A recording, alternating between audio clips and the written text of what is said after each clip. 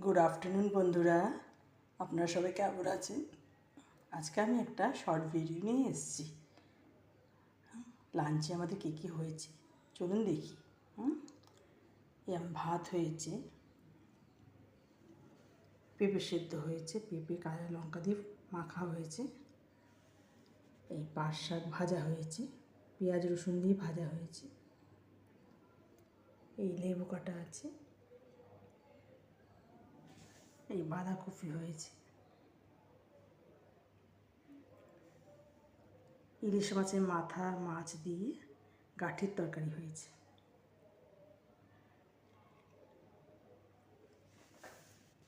সর্ষে পোস্ত দিয়ে পটল হয়েছে,